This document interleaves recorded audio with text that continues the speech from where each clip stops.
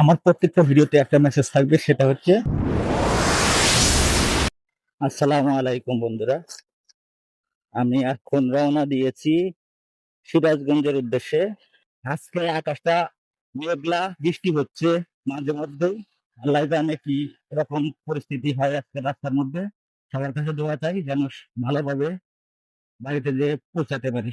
ওখানে আমার দুটো সন্তানই রয়েছে, তাদের সাথে দেখা করার জন্যই মূলত যাওয়া। আমার বাবুদের জন্য দোয়া চাই যেন তাদেরকে আল্লাহর পথে পরিচালিত করতে পারি। আল্লাহ যে আমানতটা দিয়েছে তা যেন রক্ষা করে চলতে পারি, তাদেরকে মানুষের মতো মানুষ করে গড়ে তুলতে পারি। এই দোয়া সবার কাছে চাই। যাই হোক, আমি আছি এখন কলকাপাড়া বাজারের কাছে। তো আমি এখন সময় হচ্ছে 3টা 8 মিনিট। আমি দুপুরের লাঞ্চ করি নাই, দুপুরের নাস্তা এখনো করি নাই। এখানে খাওয়া দাওয়া করবো, তারপরে চলে যাব। যেহেতু বাসায় কেউ ছিল না, সুতরাং আমি শুধু রাত্রে রান্না করে খাইছি, সকালেও আজকে বাইরে খাইছি। এখন দুপুর হয়েছে, এখন এই দুপুরে খেয়ে তারপরে রওনা দিব একটা হোটেলে। এখানে খেয়ে দিয়ে তারপরে সামনের দিকে আগাবো ইনশাল্লাহ। এটা হচ্ছে কলকাতা বাজার, গৌরীপুর ময়মনসিংহ। এখানে একটা হোটেল আছে, ওই যে হোটেল তুলি, যেখানে যে খাওয়া দাওয়া করবো।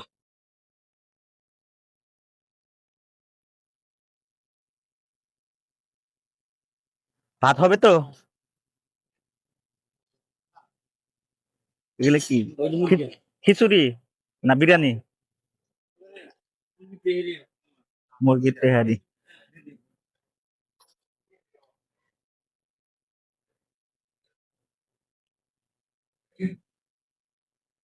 তো দুপুরে খাওয়া দাওয়া শেষ করে এখন চলে যাচ্ছে আবার রাস্তাতে উঠে পড়লাম।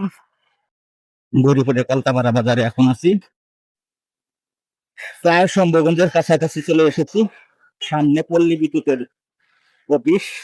পল্লী বিদ্যুতের যে সাপ্লাই, সেটা এখান থেকেই মূলত এই ময়মনসিংহ অঞ্চলের সকল জায়গাতে সাপ্লাই দিয়ে থাকে। বাম পাশে বাংলাদেশ পল্লী বিদ্যুৎ বোর্ড ময়মনসিংহ। এখান থেকে মূলত ময়মনসিংহ অঞ্চলের সকল এলাকাতে পল্লী বিদ্যুৎ সাপ্লাই করা হয়ে থাকে। সাগরিকা বাস সিলেট যাবে ময়মনসিংহ থেকে, এটা ছেড়ে দিয়েছে। তো আমি শম্ভুগঞ্জ রেল গেটে চলে আসছি, এই যে সামনে রেল গেট। এই যে দেখেন, এখানে একটা জিনিস দেখাচ্ছি। এই লোকটা এক পায়ে দাঁড়িয়ে এখানে রাস্তার মাঝখানে দাঁড়িয়ে সব সময় ভিক্ষা করে। জীবনটা এত সহজ না। চাই কিছু কারণ বেঁচে থাকার জন্য উপার্জন করা জরুরি। তার জন্য বিভিন্ন জনে বিভিন্ন রকম ভাবে উপার্জন করে থাকে, কষ্ট করে, মেধা খাটিয়ে। কেউ না কেউ কোনোভাবে উপার্জন করছে, কেউ বসে থেকে কখনো ভালোভাবে দিন যাপন করতে পারে না। তাই সবার উচিত কাজে মনোনিবেশ করে জীবনকে সুন্দর করে গড়ে তোলা। আপনারা যারা আমার ভিডিও দেখবেন অথবা দেখেন, তাদের উদ্দেশ্যে বলতে চাই, আমার প্রত্যেকটা ভিডিওতে একটা মেসেজ থাকবে, সেটা হচ্ছে সমস্ত গাড়ির চালকদের উদ্দেশ্যে করে সবসময় একটা কথা স্মরণ করে দেওয়ার চেষ্টা করব প্রতিটা ভিডিওতে, যে আপনারা শান্তভাবে গাড়ি চালাবেন, সেফলি ভাবে গাড়ি চালাবেন। একটা জীবন অনেক মূল্যবান, একটা দুর্ঘটনা সারা জীবনের কান্না। কারণ আপনার উপরে, যাত্রীর উপরে, আমার উপরে একটা ফ্যামিলি, একটা পরিবার সবসময় নির্ভরশীল। যদি কোনো অঘটন ঘটে যায় তাহলে ওই পরিবারটা ভেঙে যায়, ভেঙে পড়ে।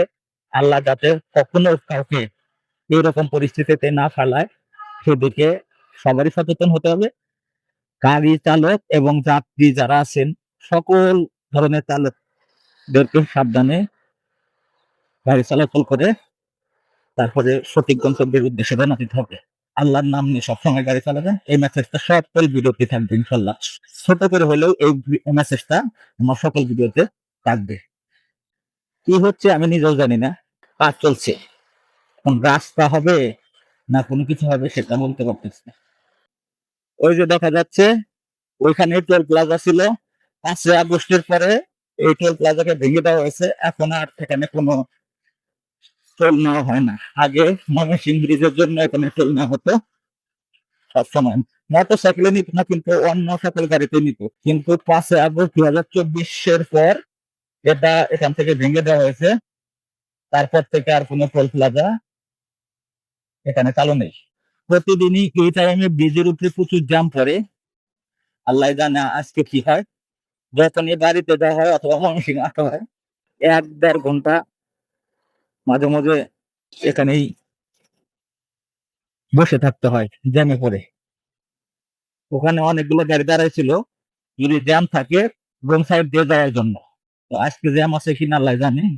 এখন পর্যন্ত তো দেখা যাচ্ছে যে নাই মনে হয়, নাকি আছে।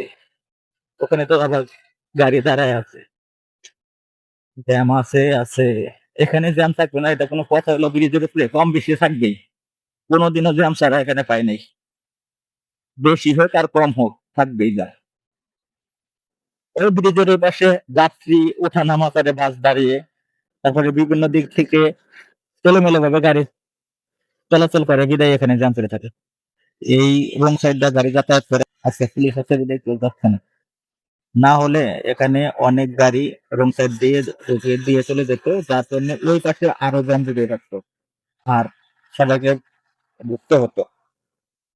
এখন একটু ছাড়ছে, আল্লাহ জানে কি হয়। এই যে এরা যে বাউলিটা মারে, একটু জায়গা থাকেন, কি পরিমাণ সিএনজি আর অত